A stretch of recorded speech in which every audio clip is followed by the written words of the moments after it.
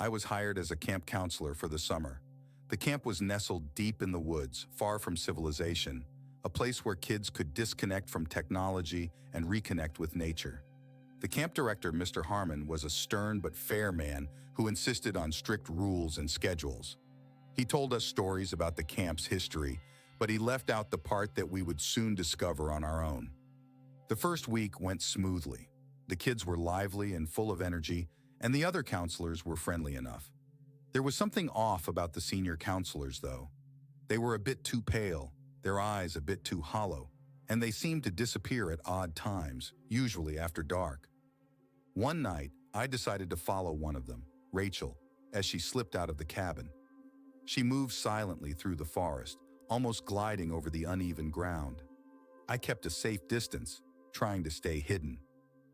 She led me to a clearing where the other senior counselors were gathered around a large, ancient-looking tree. They were chanting in a low, guttural tone that made my skin crawl. The air grew colder as I watched, and I felt a heavy dread settle in my chest. Suddenly, the ground beneath the tree began to stir. From the earth, pale hands emerged, clawing their way to the surface. I realized with a jolt that the senior counselors weren't alone. The campgrounds were filled with the dead, rising from their graves. The senior counselors turned to face the newly risen dead, their eyes glowing with an eerie, unnatural light. They commanded the dead with their voices, sending them out into the woods. I stumbled backward, trying to stay hidden, but I stepped on a twig, and the sound echoed through the silent night. Rachel's head snapped towards me, her eyes locking onto mine. She moved with inhuman speed, and before I knew it, she was standing right in front of me. Her breath was cold as ice, and her eyes bore into mine with a hunger I couldn't understand. She didn't speak, but I heard her voice in my mind, telling me to leave, to forget what I had seen. I turned and ran, my heart pounding in my chest. I made it back to the cabin, but I knew I wasn't safe. I could feel their eyes on me, watching, waiting. The next day, I tried to act normal, but I couldn't shake the feeling that something was terribly wrong. I noticed the kids were more subdued, almost like they were being drained of their energy.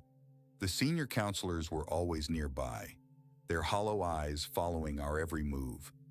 I knew I had to leave, but I couldn't just abandon the kids. I started planning, looking for a way to get everyone out safely. But as the days went by, I felt myself growing weaker, my energy sapped by the sinister presence of the dead.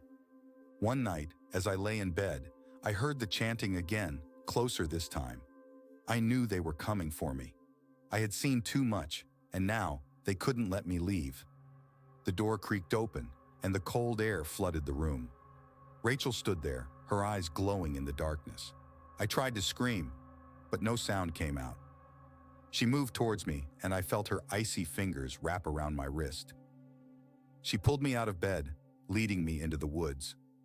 I fought, but I was too weak. The other senior counselors were waiting, their eyes filled with a cruel, cold light.